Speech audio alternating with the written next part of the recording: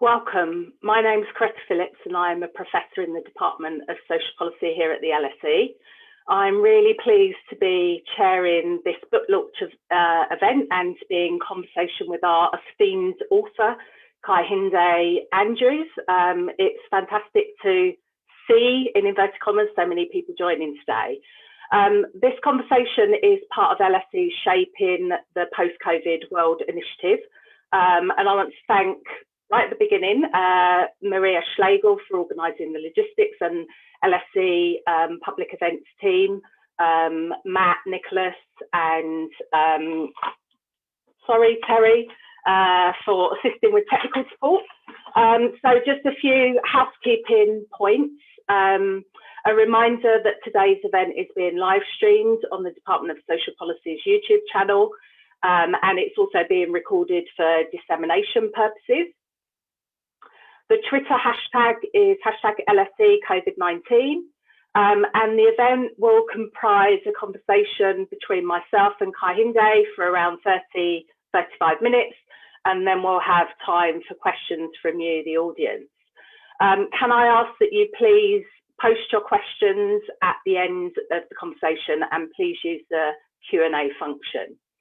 So now to properly introduce our guest, Professor Kehinde Andrews. Kehinde is Professor of Black Studies at the School of Social Sciences at Birmingham City University. He is one of around 5% of Black academics who have reached the rank of Professor, and the first to establish a Black Studies BA in the UK. He is also a scholar activist, has been keen to stimulate Black solidarity politics at local, national and international levels, and to engage with Black diasporic agendas and perspectives. His previous books include Resisting Racism, Race, Inequality and the Black Supplementary School Movement, that was published in 2013, and also Back to Black, Retelling Black Radicalism for the 21st Century, published in 2018. The book that we're discussing today is hot off the press, just been published. It's entitled The New Age of Empire, How Racism and Colonialism Still Rule the World. And I want to begin by asking Kehinde, what motivated you to write this book? What was the original motivation and spur to write this? Hi, thank you. Thanks for the invitation as well. And thanks everybody for coming out. I guess not coming out, but coming online today. I'm still not really used to this, but I guess this is how it is for the time being. What made me write the book? So this is really a prequel to Back to Black, Retelling Black Radicalism for the 21st Century, which was very much about trying to put forward an argument, that the Black radical argument about revolutionary politics, about what that looks like. And I had a lot of conversations around that book, which is 2018.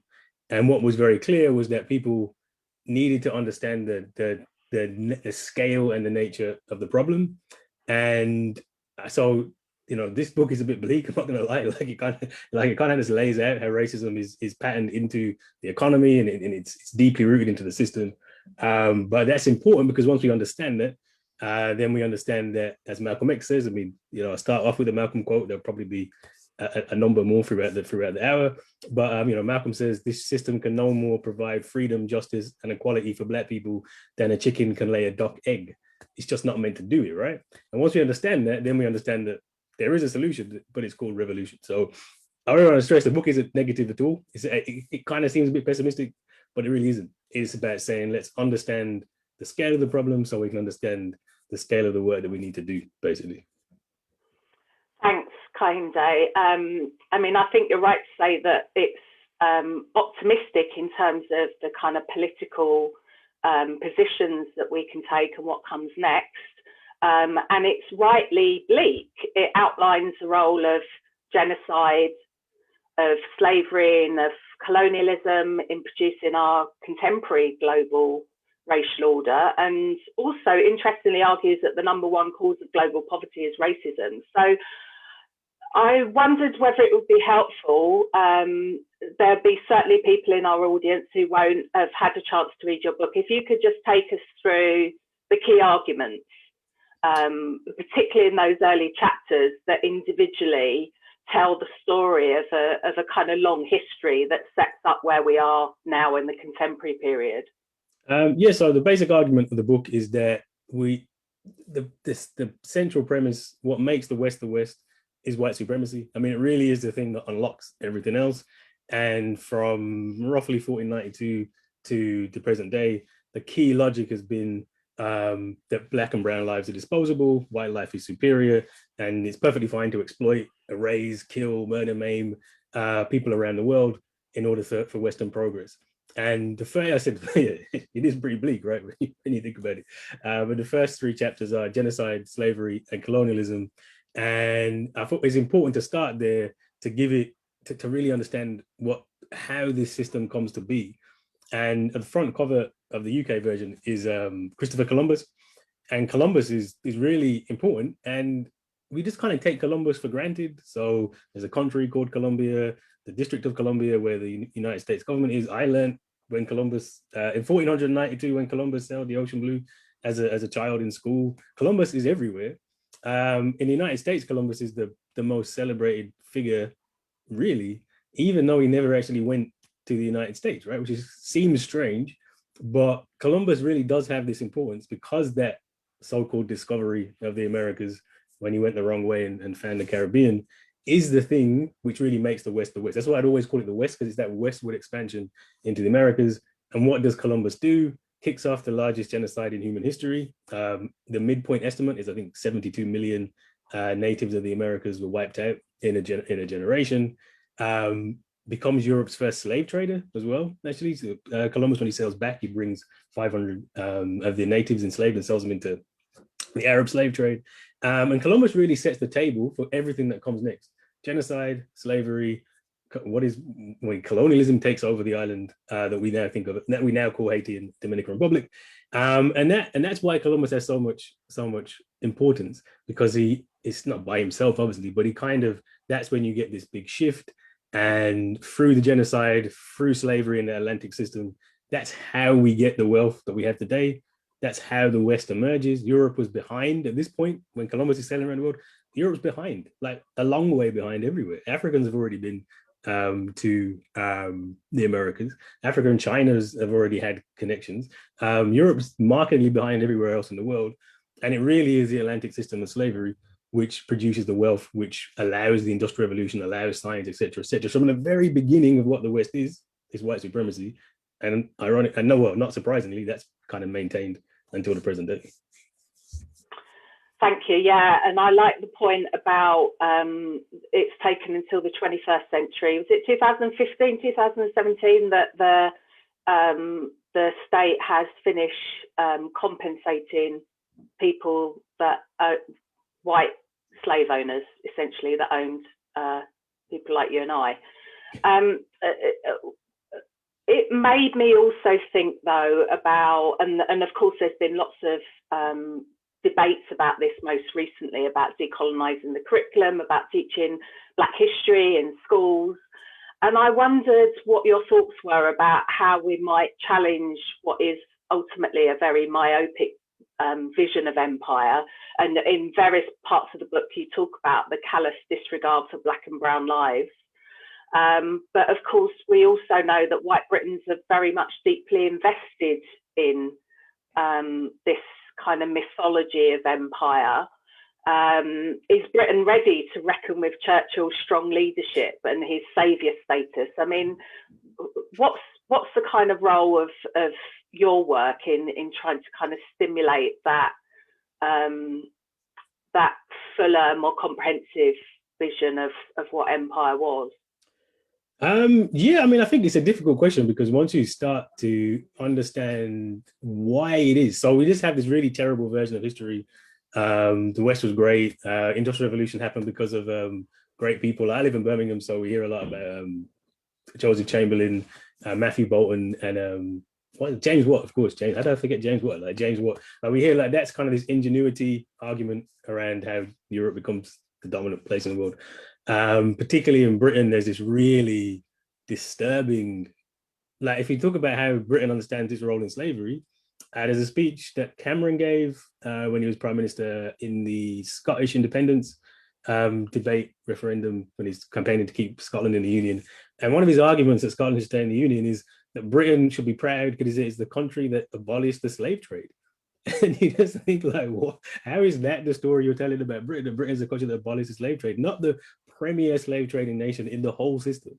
I mean, if you think about, I mean, I got in a lot of controversy in the right wing press, particularly when I just happened to point out that you cannot compare the Nazi Germany to the British Empire because the British Empire was clearly far worse on scale, on time, on people across the world. And we just like the British Empire was an awful genocidal colonial racist project that somehow we kind of think positively about. Like most people in Britain have positive rememberings of the empire.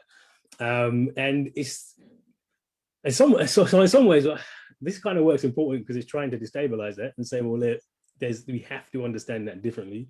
We have to understand Britain differently. Like Britain, honestly, prior to racism, Britain is essentially nothing. It's like a little place in the middle of the. It's not. What does Britain have?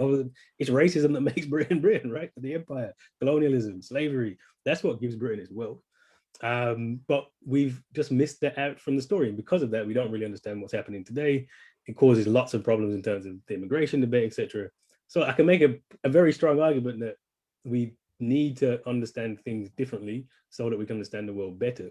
But the problem is the reason that we have this myopic view is because to acknowledge that would also then to be acknowledged that this system hasn't changed, that colonialism may have ended, the empire may have collapsed, but it's essentially just transformed into a newer version. So all the same logic applies.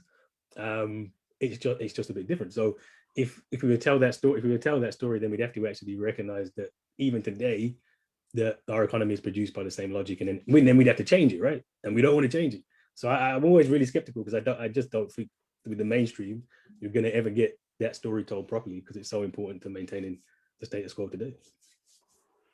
Yeah, I think I mean, I would agree with that comment. Thank you. I mean, I was thinking of Paul Gilroy's work as well, talking about the kind of post-imperial melancholia of that, the difficulty of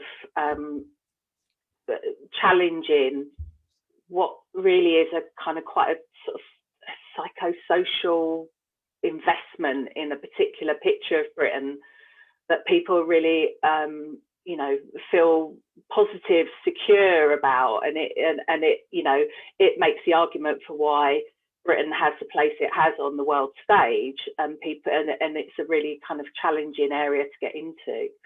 I wondered also, so you've moved forward in the book to talk about the influence, particularly of China, but also recognising the real risks of kind of shoring up neoliberal impulses and the kind of Western profit through development aid. And I wondered what your thoughts were about the recent controversy of Johnson's government slashing spending to 0.5% instead of 0.7% of gross national income. And I wondered what your thoughts were on that, given all of the critiques of development aid and the way in which it operates to essentially to institutionalize further inequality and poverty at extreme levels. Yeah, I mean, again, it shows that Johnson and the government clearly don't understand what development aid is. I mean, this is, again, like I say, a really bad understanding of the world. Because if you actually look at where most of British development aid goes, it's mostly a stimulus to the British economy. I mean, let's be honest. We actually try, it's a whole bit of the book where we look at development aid. And so much of that goes to the British companies, British private industry, even universities. So one of the casualties of the aid spending, I actually have a friend who's in a project in Dominica, and everybody's told, look, your money's gone. Like, you got no money to go. You had a project and now you have no project because the government had spent, it was what, 500 million a year was being given to British universities to go and do essentially, I don't know what you call this, development academic aid, I guess, and that's been sliced. So on the one hand, I could say, look, this is terrible. Like, the government's not committing to, not even upholding the very bare minimum commitment to development around the country. But then on the other hand, that's not the point of the development budget. The development budget actually works mostly to keep countries to keep countries in thrall to the West. I think there's the book, the example I use in the book is Nigeria. So there's this big project in Nigeria with I might be wrong, but I think it's called the Adam Smith International Institute, something like that, which is a private think tank, lobbying, right wing, all about privatization, given tens of millions of pounds to improve Nigerian electricity. What they've basically done is consulted in Nigeria and said you need to privatize the electric grid, etc., bring in private finance, etc. The result of this after 5 years has been really unstable electric, really expensive electric, and they basically made the problem worse in Nigeria. The only people that benefit from that were the institute, who took millions of taxpayers' money. And unfortunately, that's not like an outlier. That is like generally where most of this money goes. So am I sad that they've got the development aid budget? No, but it also shows that actually the government is not even understanding what its own use is, and really is just that kind of jingoistic appeal. It's just an easy thing to say, we cut the aid budget, but the aid budget was never about actually making things better, was it? Yeah, and it fits with the kind of idea of charity begins at home, which is often the rhetoric around those kinds of interventions, isn't it, or trying to reduce funding in that way. I was also struck by that kind of bitter irony of giving research funding to UK universities for, and I'm going to quote here, that essentially what you're saying is the purposes of responding to chronic underdevelopment, and your words are, whereby the new white man's burden cleans up the mess of the old white man's burden. Yeah. I mean, this is a bit of a cheeky question, but in the context of what many would regard as universities' patently neo-colonial or at least neoliberal agendas, training development students to, your argument is to be complicit in essentially deepening the economic and also the political exploitation of low-income countries. We're in a session that's, in a sense, are we complicit? I guess. I mean, it's are we complicit in that same kind of agenda? What's the role of critical voices? What's the role of the kind of the outside of the mainstream politics in thinking about social, even just envisioning social change? Yeah, no, I mean, it is. I mean, I write a lot and speak a lot about this, as I'm one of the most strongest critiques of academics, like 100%. Like we are complicit in this. We can't say we're not. Of course we are. Where do I generate my income from? The universities. I mean, the university's role historically is just awful. It's really bad. Like, if you actually track where does the idea come from that me and you aren't human beings, and actually is scientifically provable? It's universities. It's the same, and not just universities, the same institutions and the same people we still read and teach students are the same people who theorize that we're not human beings, right? Like, that legacy is very, very clearly with us. And on a practical level, I mean, I think I mentioned this in the book. The reason I found out about the aid budget going to the university was I'm just sitting in a meeting, and then somebody got the head of research comes in and says, "Oh, we've just been told we've got all this money from the aid budget. We have to backtrack and like make up stuff that we had done in the year to justify us keeping this money." And then the discussion turned to, I mean, I'm appalled. I'm sitting there going, this is awful. Like, well, how is this even possible? But then the discussion quickly turns to, oh, what projects we make sure we keep some money? Next year we can get more money. And people are like, yeah, I can go to India. And I'm like, what is going on? And literally, I'm actually appalled. I never went back to that meeting ever again. I was like, what are we doing when that's our response to finding out that we're getting the aid budget? Is, yeah, I can just make up some stuff and go on holiday. And unfortunately, if you actually look at what the role of academics has been and what our role is, it isn't supposed to be a role that is involved in critical radical change of the world. It really isn't. Like, it's just not the point, right? So now that doesn't mean you can't do anything, and obviously that doesn't mean. But what that has to mean is that we have to understand that our primary function is to maintain the status quo, and so anything we do other than that is to be subversive of it. And the example I've used a lot recently in thinking about this is the slave preacher on the plantation. So in slavery, people weren't allowed to read. And there was people who were kind of picked, said, you can be a preacher, you can teach the gospel.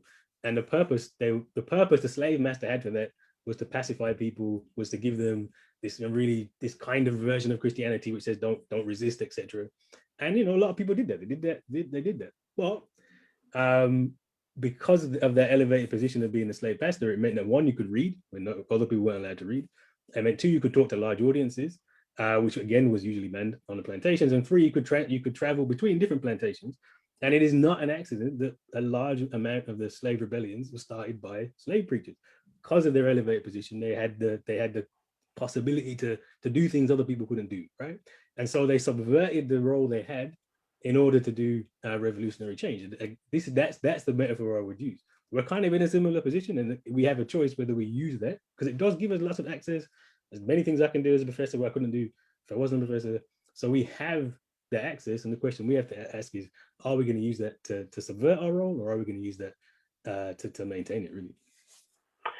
And it's also about challenging the ideas of what are often revered scholars. So, I mean, obviously in the first part of your book and in the sociology of race, there's lots of discussion about, the kind of the triumphed Enlightenment thinkers and how that introduced the modern idea of race and how we understand racial hierarchy that we still see, the remnants of very visibly in most aspects of life in countries like Britain, but obviously a number of others.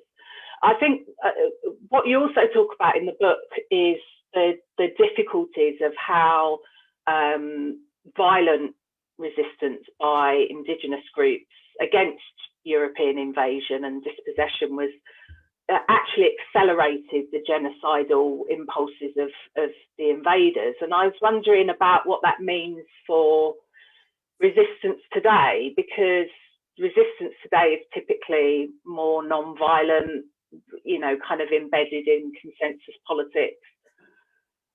How do we move towards a kind of future, in which there isn't non-white collusion in Western imperialism, and maybe that does make people like you and I, who are working within universities, at risk of that own kind of self-criticism in a sense? One of the things which came really apparent in the research of the book is that it's essentially like a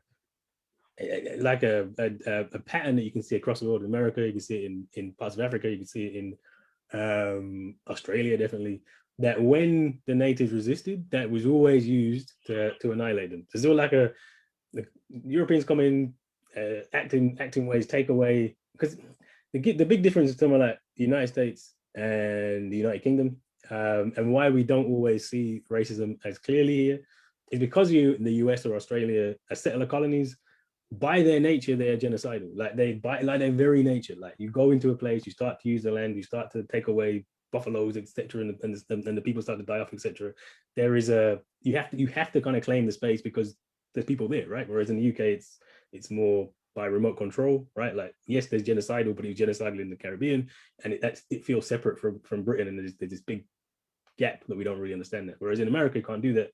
It's the same place, right?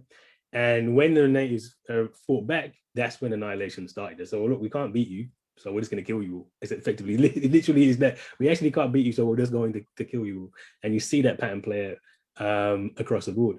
And why that's important is because I think that the idea of violence in the way that we talk about revolutionary struggle has to take that into account, right? So oftentimes, like again, I love Malcolm X, and Malcolm talks about violence. The Black Panthers talk about violence, but if you actually listen to the kind of violence they're talking about, it's always self-defense. It's basically saying that we should just defend ourselves. We shouldn't accept a violence against us. But no one is arguing that you should go in America, you should go and be violent. That's ridiculous, because guess what would happen? You would be annihilated. I mean, like, people are not stupid. They know that would be the response, and that would even be the response now. So if you actually look at when on the other parts of the world and people respond, what happens? You have, this is the most violent system that's ever existed on the planet, and at no stage will think twice about killing lots and lots and lots of Black and brown people. And we see that recently. This isn't like an old thing. That's a newer thing.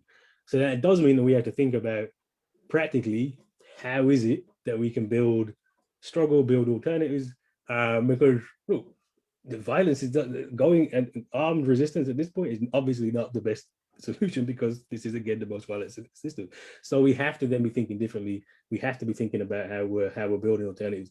The problem is, particularly in our positions, it's easy to say that stuff in theory, but in practice, we're all right in it, so we're doing okay. So like, and that's always the tension you have with the more access you get into the system, the less likely you are to reject the system, because we benefit from it. And if you actually look at what happened in the last 50 years or so, when revolution was a real possibility, there was a lot of violence, a lot of people got killed, but the bigger thing is there was a opening up to some extent. So we would not be professors in 1960. That's not a possible thing. Like, let's be honest. The countries were given independence, and there's kind of this bigger elite now of Black and brown people, etc. The racial relation legislation. So there's been that soft thing which is kind of incorporated into it. And again, that's why I want to write a book, to just remind people like what the stakes really are. So the challenge is that we are essentially co-opted. The other thing, as you were talking, I was thinking about the differences between Britain and the US, because there is very much a tendency, both in kind of amongst political commentators, politicians, but also within the media, to kind of point to the US as, the worst, in a sense, that there's a kind of league table, and America's is the country that offends the most. And I think that, I wondered what you thought about that, because certainly I think increasingly there's a recognition here that there's a risk of always being compared endlessly to the US, and that it does ultimately, and a colleague of mine, Rod Earle, is always talking about this kind of alibi that it gives then to countries like Britain to, not have to confront their own imperial histories, which, as you've indicated, are deeply problematic, particularly in their kind of genocidal impulses that have happened. And we are talking not only decades, but centuries. And I wondered your thoughts on that, because you talked about Malcolm X, and he's been influential in your thinking. Yeah, I mean, I think the United States is this. It's Europe on steroids, right? It's the extreme. You can see it just play out really clearly in the United States, because it's a settler colony. Because the big difference really is that because the African people and natives were in America, they always had to deal with with race and with Black people. What do you do? After slavery, there's millions of African Americans, and that's why you get Jim Crow and this violence. That's the reason why America is such a violent society, because they all arm themselves because they're afraid of Black people, right? Like that's the different context to the UK, where the UK does all of these things, right? It's just as bad as settler colony, genocide. My family's from Jamaica. There are so few natives left in Jamaica that I've never ever met a native in Jamaica. Like, it does exactly the same thing, but does it further away, so it can distance itself from it and can feel superior. The other thing which I never really understand with Britain saying somewhere thinking it's better than America. I mean, America's a British colony for like the first part of it. It's a British colony, and in many ways, even after independence, in fact, after independence, America's more beneficial for the UK economy after independence than when it was a colony. So that split doesn't really ever happen. It's not a real split. It's a split. It's a fake split effectively. And so, but the reason that we're going to look to Malcolm, people like that in the States, because they have the history of resisting white supremacy in America. You can just see it play out clearly. You can see it play out. There's just a long history of that. Whereas here, we have certainly people like Garvey, the Garveys, the Rastafarian movement in the Caribbean has its own tradition, but there is something about fighting white supremacy in a predominantly white country. And we've only been in the UK for like 50 years as a big population, whereas the States has had a longer history of that, and it's more violent, and it's more extreme, and you can see it clearer. So it makes sense that there'd be figures in the States that would be important. But no, that doesn't mean America's worse. America's not worse. It's just the same thing. It just plays out differently. And actually, think about the Derek Chauvin trial. There has never been a police officer in this country even charged for killing a black person in custody. I mean, that could never happen. As much as we say the killing of George Floyd and the black people are more likely to be killed by the police, black police officers are also far more likely to be prosecuted in America.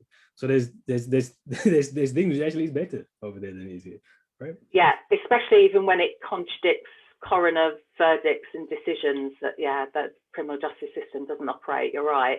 I mean, I think the other thing that's interesting about the US is, though, it has a larger black population. So when you're talking about some of the kind of potential for alternative, different forms of resistance, what's different about the US is it's black population's 13%, and it's three.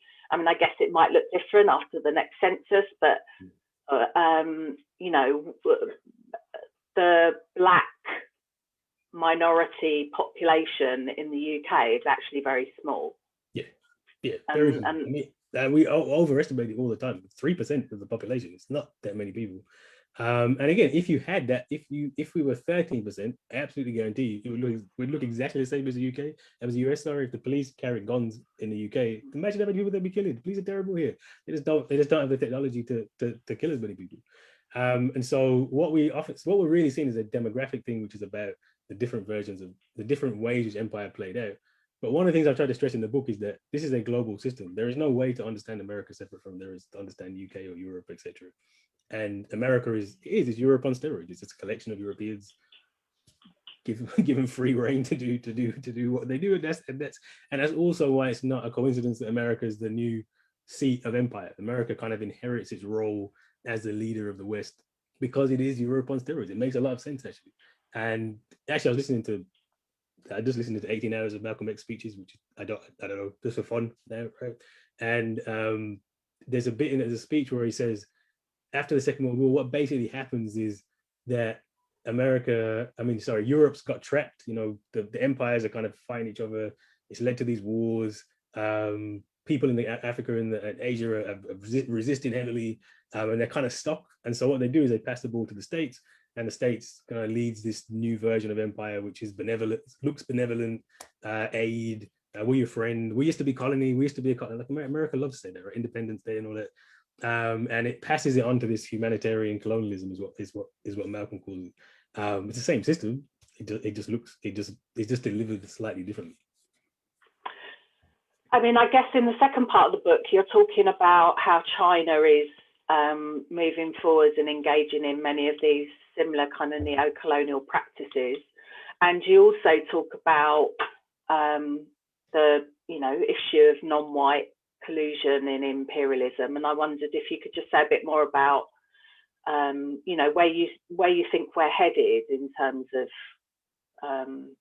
this kind of broader imperial project, which has many of the hallmarks of older forms of imperialism, but also does look different.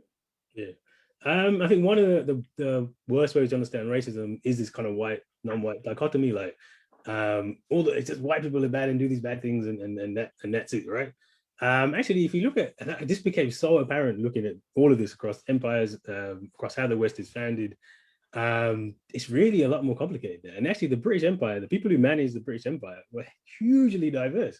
I mean, the British Empire, Britain's here, and unlike, it's not settler colonies predominantly, there are some settler colonies, but if you actually look at the people who were administering the empire in most places, it was mostly natives, the native elites, right? The British army in India was mostly Indian people, right? Even there's the Amritsar massacre with the anniversary soon, where even the British said this is bad, right? They shot down, dead lots of Sikh women and children.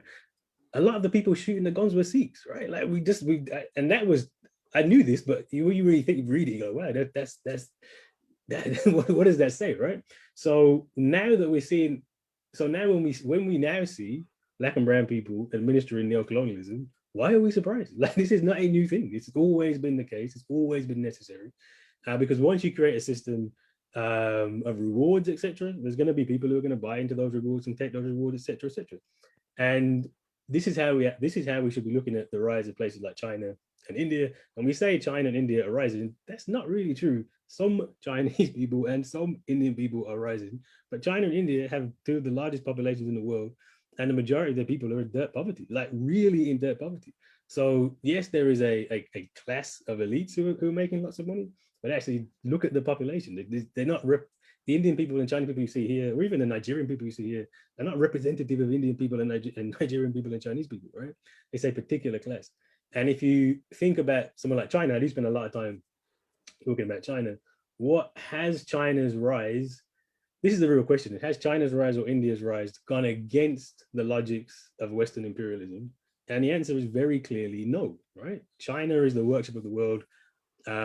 Why? Because it has 400 million people in poverty we couldn't imagine, who accept wages that we would never accept here. That's why everything's made over there, because you can pay them the ridiculously low poverty wages. So China's economic rise has depended on exploitation of brown workers, right? Which seems really Western, seems really well established. And then if you think about where China's getting the resources from to be the worship of the world, it's actually the same place as Europe did, Africa. And China's involvement in Africa has gone up 200, 300% since 2001, the same year that China joined the World Trade Organization. So they're not even hiding it. Like, they're literally going through the routes which are already well established. And if you look at the deals that China does, they're just as bad. They may even be worse in the long run, where China's taking all these minerals and really paying nothing back. And the key relationship, Kwame Nkrumah's book's really good for this, Africa Must Unite, where China, like Europe, the basic economic exploitation is they take the raw materials, they take them out of Africa for nothing, they turn them into products, and they sell them back into Africa for a high price. China's doing 100% that, and is devastating the African political economy. So yeah, China's rise depends on lots of poor Africans and lots of poor Chinese people. There's nothing new here at all. I think that's a helpful reminder also of understanding a bit what's happening in India with its response to COVID, as a, you know, to underline those points about the kind of lack of infrastructure and the extreme levels of poverty that are, and I think at various points in the book you compare income levels in the UK to and the US, and then talk about that in the context of a number of different sort of middle and low income countries. I wanted to, just before we go over to allow the audience to kind of pose some questions, your book's deliberately provocative, and you know, I wondered about, there was, I mean, it's not a huge part of the book, but you do talk about the Israeli context, and you talk about Israel as being you know, potentially kind of militarily volatile in terms of its, what you refer to as settler colonial genocide. And I wondered why you'd selected Israel as an example. I wondered why it would be seen, for example, as different to the Liberian context, where you know, you had a different kind of form of settler colonialism that also obliterated the kind of political rights of indigenous groups in Liberia. Yeah, so I wanted to do Israel because I think Israel often we don't connect it to what's happening broader. Like, Israel doesn't just happen. Israel happens for lots of reasons, and in fact, Israel is a good example of the physical change, like the strategic change you see in the West, and also the theoretical change you see in the West, right? So what happens after the Second World War is, because of the horrors of the Holocaust, and because race is brought into Europe, and we see that what happens, look, genocide, lots of people die, etc. Race is abandoned, right? So there's this big thing, we're going to abandon race, no race anymore. We're going to move on, and we're going to move into a new world where we don't talk about race, don't talk about racism, etc. And we have this kind of ethnic becomes a big thing. Ethnicity becomes this big thing, right? And that's important as a story to tell, because just how badly we understand the Holocaust more generally. And the Holocaust is a production of imperialism. Like, it's the logic of race and colonialism just brought into Europe, right? But that then said, and then what one of the restitutions for that is, and you know, Zionism goes before the Second World War, but becomes really popular after, as a response, right? As a result, let's fix this with the homeland, etc. But then if you look at what Israel is really interesting, because you have this kind of more older form of empire. So it's settler colonialism. We're coming into the land. We're going to take it over. We're going to do this. The complete removal of people, right? And you don't generally see that after you see it. I mean, America is terrible for lots of ways, but the idea of having a settler colony after the Second World War, it kind of that shows you that older mechanism, what that looks like, and that's the reason why, you know, Israel continues to be, I mean, just abuses the human rights of the Palestinians completely, right? And again, you can see that people we consider to be white, their rights are worth more than people we consider to be brown, right? And you can just see that play out again and again and again and again and again. And I guess you would say, I mean, Israel's a multicultural country as well, but I think it has its own internal kind of racial hierarchy. So there would be lots of Sephardic Jews and Jews from Africa that have come to Israel as well.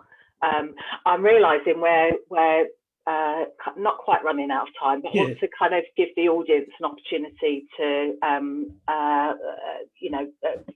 ask you some questions. So we've got the first question from Mohammed Hassan, who's LSE alumni from London. He says he's 2 chapters into the book, really enjoying it. He says you've noted that racism in works by the likes of Khaldun, etc. What are your thoughts on the slave trade in the Arab world? He says he's currently reading Slavery in Islam by Dr. Jonathan Brown. And I think you do make this point in the book, don't you, that the origins of, or the extent, in a sense, of slavery in the Arab world set the precedent for the Atlantic system. So his question is, slavery throughout the Arab world was not chattel nor entirely racial. Would you agree? So if you look at slavery in the Arab world, certainly this is kind of there is a question about whether if there wasn't slavery in the Arab world, would there have been slavery in Europe, right? If you actually look at Europe, generally tends to take other ideas and then change them, mold them, etc. Arab slave trade is really important to discuss, like, historically and theoretically. It's not racial in the same senses, but actually there is clearly a hierarchy in the Arab slave trade. So the terms that were used, Abed and Mamluk, there was this differentiation, and particularly if you think about someone like Ibn Khaldun, this idea that Africans have a particular role in slavery, aren't really human or barbaric. You can see those very, very clearly. I mean, I think the big difference I make, and this is the argument I'm making in the book, between the Arab slave trade and the European slave trade. The Arab slave trade is terrible. This is not a defense of the Arab slave trade. What happens, there's the major difference is that the Arab slave trade is mostly about domestic service. It's mostly luxury. Rich people take servants, right? That's predominantly what it is. It's a way to spend money. It is not a way to generate money. The profits in the slave trade were in the slavers, the people who enslaved people. And there are stories in the 16th century of, like, people who they made loads of money off, but they got nowhere to spend it, right? Because it didn't produce economy. That's completely different to the European slave trade. They take that and they turn it into commodities which produce income, which produce wealth. The majority of the profits in the European system are not in the slave traders. They're on the plantations. And this wealth, that's the wealth that underpins everything else that happens. So this is why I say we haven't left that wealth is still with us, right? That wealth is still very much there with us. So slavery hasn't died, it's still there. And also the poverty is there because it destroys the African economy, etc., etc., etc. But that's the big difference, and why we can still see the legacies of that slave trade is still very much clearly with us in the West. Thank you. Our next question is from Antoine Kerr, who's a student at Birkbeck. How do we respond to statements in the Saul report that and to the most diverse government that we now live in that isn't systematically racist? Has COVID simply exacerbated racial undertones in the UK? I mean, the COVID thing just showed you the what it looks like. But again, we shouldn't really have been surprised with this, because you see health inequalities generally. Black people and Black and minority people are significant health inequalities across the board. In fact, that's one of the reasons why I'm more likely to die from COVID, because of pre-existing conditions. So what that did is it just showed us the reality that racism is a matter of life and death.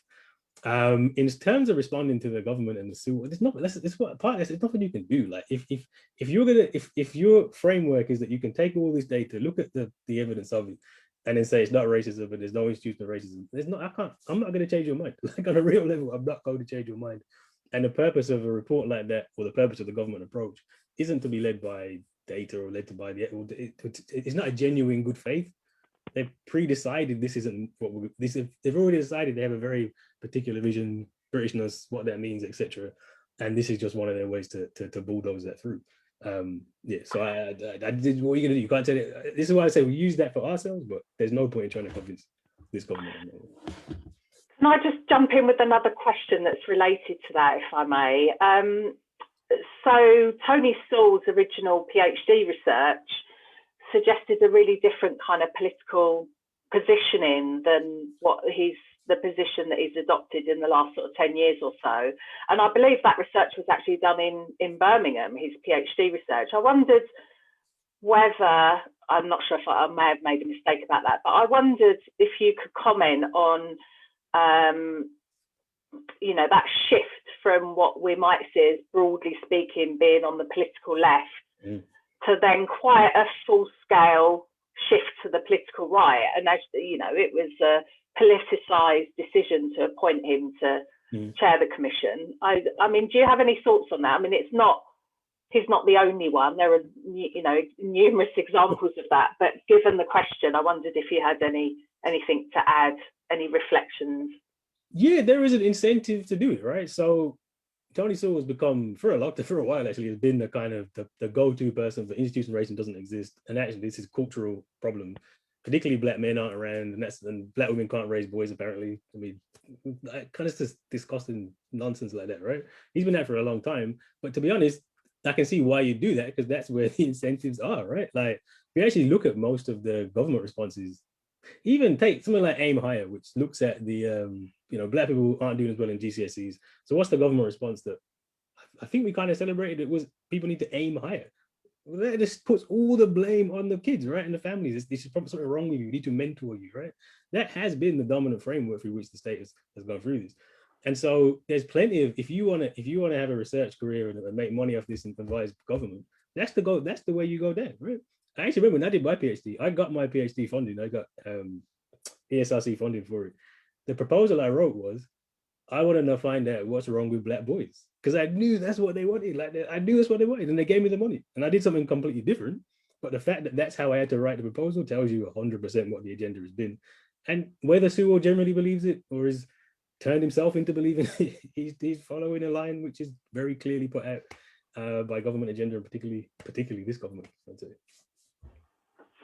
Thanks. So our next question is from Jian Carrick, a social policy LSE alumni from France. Could you please give an example of the type of revolution against exploitative systems?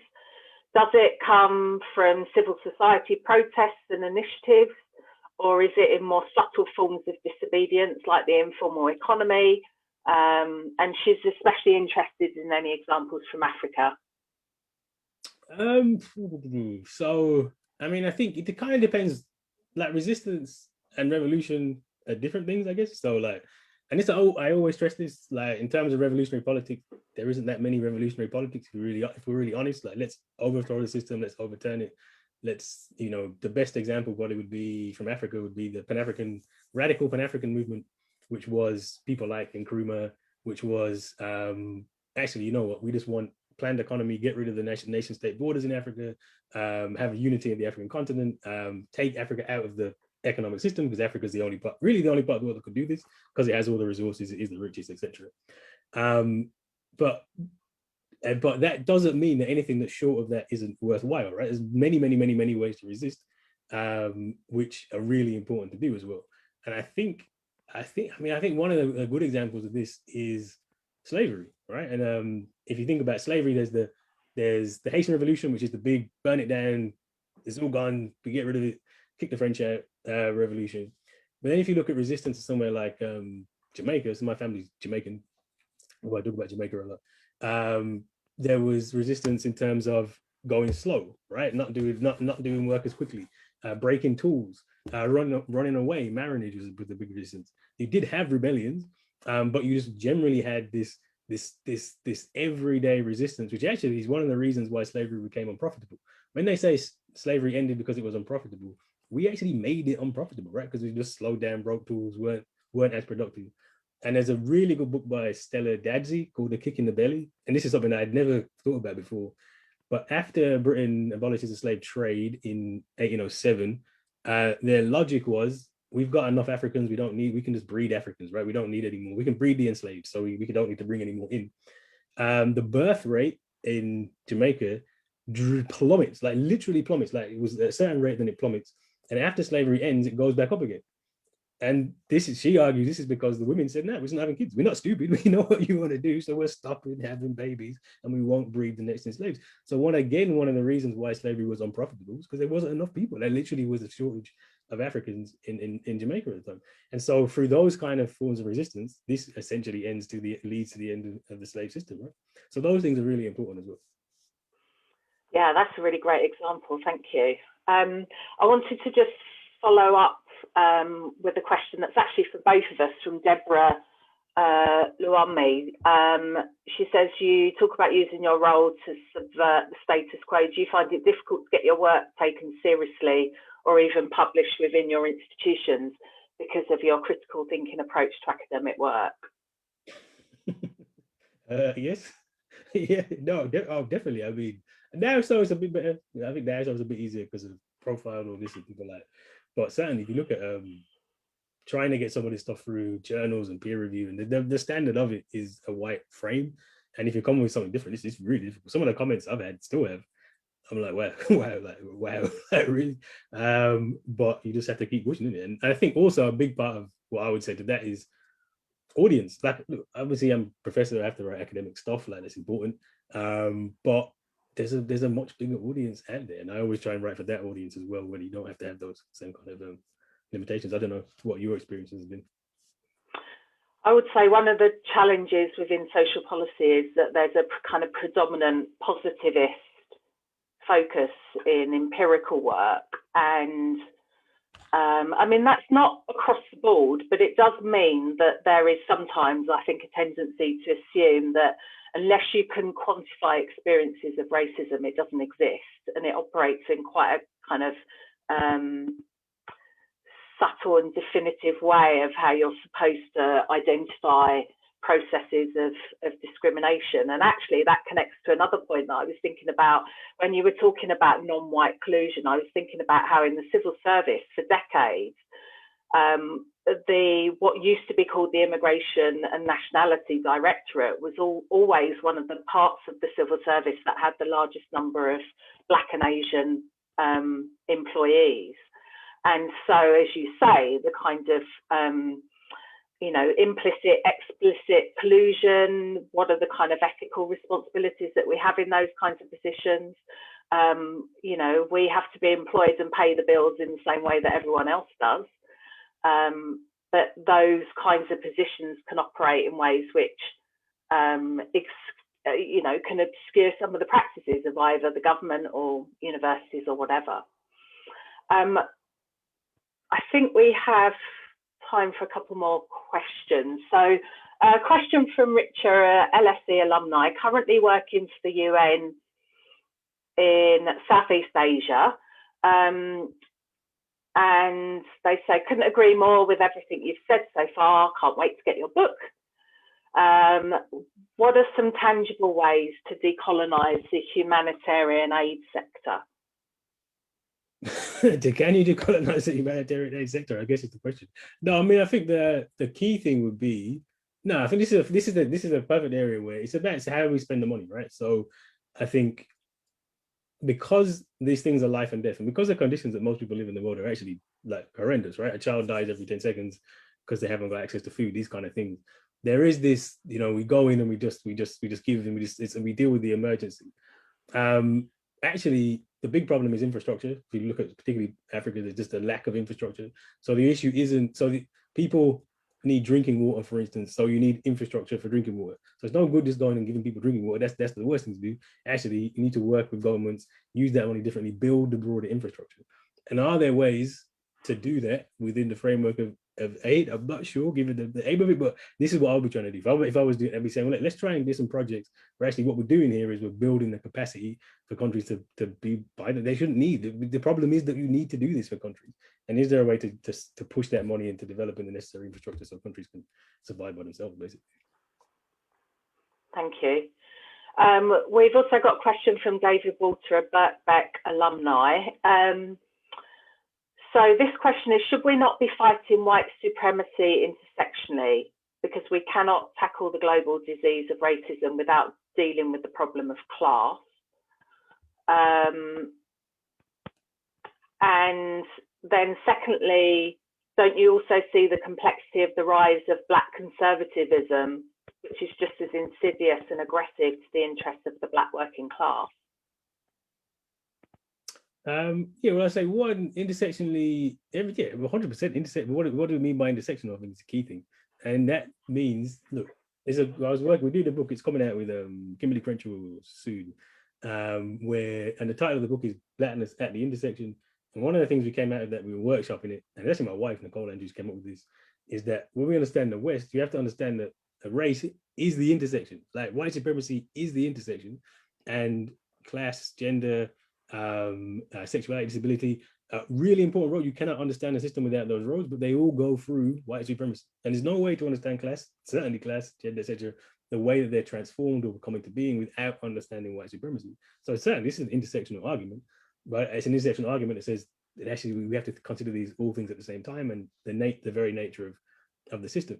And once you do that, then you understand the Black conservative thing for what it is. Yeah, no, Black conservative is terrible, like 100%. And I don't think anybody, you'll never hear me make an argument of solidarity of Black conservatives because they're Black. Never. And I think, in fact, that kind of weak kind of Black nationalism is one of the big problems we have in Black politics, where actually we should be looking at the system, etc., and people's roles within it, and then we'd never have that problem.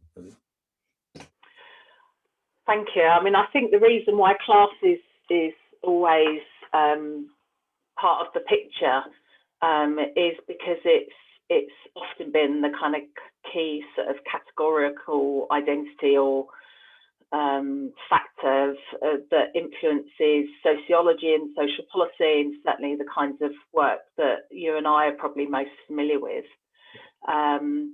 Just one last question. Can you say a bit more about how you see China furthering inequality and racism around the world today? And we'll need to make that the last question. Okay. Yeah, if you just look at what China's doing, certainly in Africa, it's impoverished. China's really impoverished in Africa, I mean, like destroying textiles, stuff like that. If you look at what China's doing in China with its population, the inequality is so steep, right? Because again, it depends on the exploitation of lots of poor Chinese workers. And the question you're going to have with China is, is it doing anything different? And the answer is no, right? And I think this is the problem, is that we have a system of capitalism, which is racism. It is totally and utterly combined. You cannot have capitalism without white supremacy. And China, India, etc., have embraced capitalism. This is why China is not Mao's China, it's not revolutionary China, it's embraced capitalism. And when you embrace capitalism, you embrace white supremacy. And there's nothing that China is doing which has shown that to be any different. And so even if China does become the biggest economy, etc., if this is the route it's going, it's not going to make the difference we think it's going to. You would like to think it's going to make. It's just different color of the same, different face on the same product, unfortunately. Thank you. So we've come to the end now of, I hope, what the audience will feel has been a really stimulating event. And I appreciate everyone's participation, which isn't that great on Zoom. We've had some really excellent questions, which I think you'll agree Kehinde did a great job of responding to and setting out the main arguments in the book. And so I hope you can join me in a virtual round of applause for Kehinde, and also to thank Maria Schlegel, our Events and Communication Officer, and again to thank LSE Public Events staff for ensuring that all the technical stuff worked. Thank you. And thank you. Thank you for the questions. I really enjoyed this. And also to say, I'm hoping that on the slide that the audience can see, there'll be details of how you can purchase Kehinde's book. Is that right? Can everybody see that? Yes, brilliant. Okay, thank you very much, everyone, for your participation. Thank you. Thanks. And thanks, Kehinde.